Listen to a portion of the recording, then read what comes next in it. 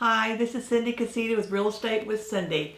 Today we're going to talk about getting those buyers. I know it's hard in this business and you can have all the paperwork together and all that, but it comes down to getting buyers. So let's talk about how we get this business in so that we can sell houses and make some money. Now, my purpose of these videos is to make you a better agent. There are a lot of bad agents out there. There are a lot of agents that are uninformed. And believe me, after all these years that I have been in this business, they'll still say to me, oh, we've been doing this for 30 years and this is how it needs to be. Well, how they have been doing it is wrong or not legal. So you need to know your business, know your contracts, know your paperwork, know what's going on. Don't take another agent's word for it if it's something to do with a contract, timeline, or anything like that, because they may be wrong, and you want to make sure that you are the one that knows the knowledge. That's why we have brokers. Check in with them if you're not sure about something. Have a mentor. Check in with them. See if they might have an answer to your question. So, don't always take the word of another agent. Know your business. Let's start off with how we got started. We moved here without a sphere of influence, meaning we had no friends, we had no church members that we knew yet. We had no civic associations. We didn't even know our next door neighbor. So we had to figure out how to get business. So we were advised to do open houses. Open houses are wonderful. So pick an agent that is a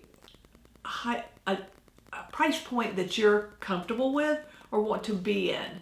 Now, don't pick an agent that's selling, 100 miles from you and it's an area that you've never seen until you put it in Waze to get there. So pick an area that you know, and I know you're new, but that you're kind of familiar with, or that's close to home, that you can drive through it and experience that area. So pick a neighborhood that's near and dear to you, probably your own if you want to, but something close by. We stuck within our area, and there's a water area near us that we went to, and we thought that'd be a good idea to be on the water.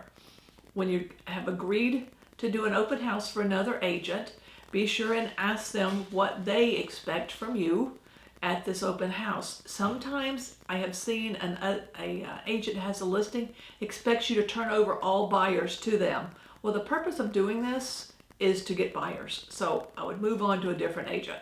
Or they may want a cut of your commission. I still would move on. There are plenty of agents out there, and right now, this year, there's so many listings and few buyers. So I would stick with, I'm going to service your listing for you, do an open house, get you exposure, but I want the buyers. So do that, that'll be helpful. Interview that agent about the house. What's going on at the house? Why are they selling? Everybody wants to know, why are they selling? If they'll tell you, you don't want to know anything personal, but they got relocated, they're downsizing, they're going to a area where their children are, something like that. People like that warm and fuzzy kind of stuff. So interview them, find out about the house. You need to print out the tax records. Go through the infrastructure. On your tax records, it'll tell you when permits are pulled, so you know how old the roof is, if there's a new heating and air conditioning, if there was a new remodel done. We had our kitchen remodeled, and my husband and I were like, it was like last year, and I looked and it was like 6 years ago. So, people don't quite remember when things are, so pull the data so you'll know what it is. And people always want to know, when did they buy it? What did they pay for it? And I know that's nosy information, but for some reason, every buyer asks me that question about a property. I guess they don't want them to make too much money, but good for them if they found a good deal and can sell it for the market price. But know everything about the house that you're about to do open house for. And ask if there's anything that we need to know about. Are there pets in the house? You want to make sure there's no pets in the house. There's nothing worse. I had an open house and there was a squawking parrot. And oh my gracious, I wish I'd moved him to the garage because he was screeching because his homeowners weren't there. You don't want dogs, cats. You want to pick up all dog bowls, dog beds, dog toys, anything that represents an animal, and put it out in the garage in the corner. You just want to make it, fresh. Make sure there's not a lot of plug-ins plugged in, because those things are awful. When people walk in, takes their breath away, or they have asthma or whatever. So just, try to make it fresh. If you can open windows and doors, especially here in Florida, if we live on the water, then you can open those doors up and that is your ta-da when they walk in. So you want to make sure you get all those doors open. You want to, my husband does a map of the area of a neighborhood, and we find the points of entrance into that neighborhood, where people would be driving by or could come into the neighborhood. Get an embarrassing amount of signs. You can borrow them from people. They're really cheap. You don't have to have them logoed or brokerage related. Just have them be the same that says open house and an arrow. You might want to put balloons on the main road on top of it just to kind of get their attention, because they do sit kind of low in the yard. But you don't need them anywhere else. But make sure you put your directionals that make sense to the house. Get a map, draw them out, because believe me, at the very end, you go, now where were all those signs? And you'll end up missing 2 or 3. I have had code enforcement pick up my signs before during my open house. So, it happens. But have your map so you know where you put your signs out. Walk through the house when you get there. Make sure that there's not medications out, there's not dirty toothbrushes, put all that under the counter. Just make it look like someone else could move right in. Don't have it so, of course there's teenagers that go have weird posters and stuff, but that's life. But, medications mainly, guns. I hate to say it about guns, but we had a listing and we were going to do an open house. And we walked into the house and they were both police officers. They had no children. They had ginormous dogs. And, that thing's could eat you. They were so big. But they had guns, like they're ones they carry with them, sitting on the counters. And, we were like, I appreciate what you do for a living and we are so thankful for you.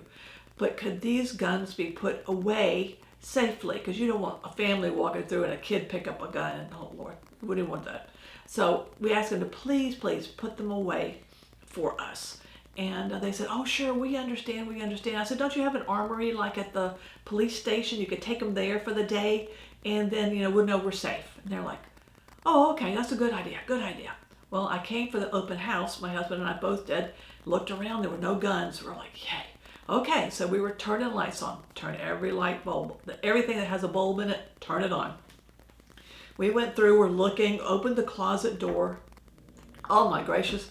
It looked like the Matrix when Neo went into the room looking for guns. And all those guns were lined up. That's what it looked like in their master bedroom closet.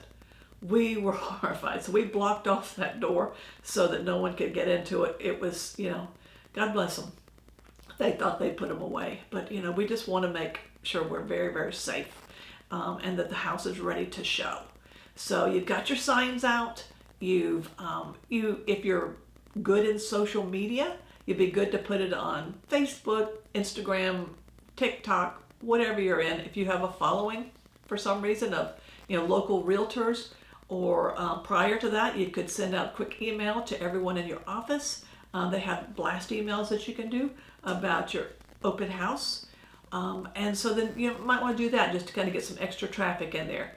When you pick the date, be sure that it's a date that in Georgia, you could never do anything on a football weekend, or in Florida it's the same way. If it's a popular holiday weekend, those are generally not good open house weekends. Those are just people looking for something to do. So, pick your weekend appropriately. It doesn't even have to be a Saturday or Sunday. We've had Thursdays work well, a Tuesday. We've had it where we did one at sunset. And then, so that everybody could see, especially if that's a big feature, is being able to see the sunset on the water. Maybe you want to do a sunset open house. I don't know what kind of turnouts you'll have, but a lot of times you'll have some realtors that will want to come and look at it. So, decide the appropriate day for it. Be ready for the people to walk in. So have all your stuff, your spiral notebook, just in case you have people walk through, because you want to be able to take notes. Have a little sign-in sheet so you can show the seller. Yes, we had 1-2-5-0 people come through. 2 hours, 2.5 hours is plenty of time. And then, be ready. Have the doors open. Be welcome. Don't be, laying on the sofa out in the Florida room. being right near the door where they walk in and are greeted. Be sure and tell them your name, who you're with, and have a flyer about the property with you. And sometimes we do, if it's a really nice house, a feature sheet that just shows you, storm windows, new air conditioner, new roof, high-end appliances, whatever, just to kind of, bedazzle them a little. So have all that ready for them when they walk through the door. Know that you will have neighbors coming through, and that's great. Maybe one day they'll sell and they go, that agent was so nice that we saw in there. Don't hover, let them look, but be instructive. To the right is the master bedroom.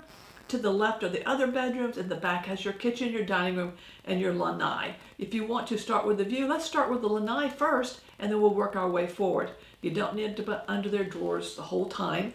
Just, monitor where they are in case there's, find antiques or whatever that the seller is worried about. Be mindful there's cameras, and be sure and tell them as they walk in that this house is monitored. And it's just a courtesy. That way they'll know that they're being watched. And usually the seller's watching you too to make sure you've done a good job. But, if you're well trained, which you will be, you will do just a fine job. So, all right, so we got the buyers in there. When they walk through, don't say, what are you looking for? Just say, how did you happen to come through? They go, oh, we were just driving by. We live over in X city, and we were just wanted to see, what this area looked like, because we kind of like the school system over here. We want to see what this house is. Now, more than likely, this house will not fit their needs. So you want to set yourself up for success to be able to show them something. So it's okay to ask them some questions about, what area is important to you? What do you like, don't like about this house? And they say, one thing that's so important is I want a big yard. And you're like, okay, so my definition of a big yard is an acre. Someone from New York, their definition may be at least 10 paces long. So get an idea of what a big yard is to them, because you'd be looking for properties with 1 acre lots, and all they wanted was a patio and some grass for their dog. So be sure and ask them what big looked like to them, especially a kitchen. Does that mean that you want everyone to be able to sit in the kitchen, a breakfast room table or breakfast room bar? What does that look like to you? Do you like updated? Do you like these colors of cabinets? Do you like dark? No, we really like the white or the Mediterranean kind of look. Make your notes. Just, you never know. These people may call you, or you can right there set up an appointment with them and just find out the area they want to be in. So, just be friendly, be nice, but don't be hovering. Don't be, trying to find a common thread with them. I hate that more than anything, because it's fake. So just be nice and be informative about the area, they go, I've always wanted to live on this side of town, but we don't know a whole lot about it. You go, oh yeah, shopping is just 5 minutes down the road. The beach is no more than 10 minutes from here. It's a quick shot to downtown St. Pete from here. We like to go there on Friday nights and listen to music. Just very simple like that. Don't say, I know your cousin from way back. It's just crap. So, just make yourself friendly and make yourself known to them. And then, get them through the house. And ask them if you could please, why don't I set you a search up just for this neighborhood if you love this neighborhood. That way you can kind of stay informed as to what's going on in here. You kind of watch this house if it's a little bit of interest to you. And we can stay in touch. And a lot of times I think of email as not being so intrusive. And at least you have a contact email for them. And that's golden. So once you get that, then you can set up a good search on your website. So hopefully by this time, you've been working on your website, because you want to keep them in your database, not a company database, your database, and start nurturing them. And if you put in the comments if you'd like for my husband to do a video about our touch program in our database, how we do it at My Gulf Coast Property, and he'll be glad to do a video about our databases. So, just have a friendly touch with them and wish them well.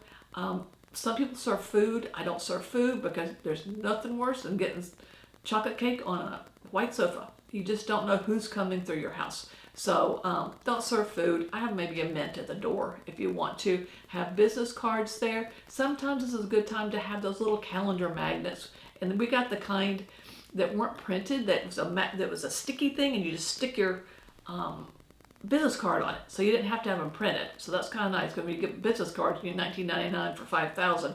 So we found things that we could stick our business card on and just give them a little something to take with them. Give them a flyer with your name on it, and hopefully that you can be in touch with them with that.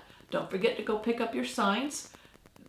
But last but not least, please don't forget to lock up. Check all windows, doors, make sure everything is back pristine the way you found it.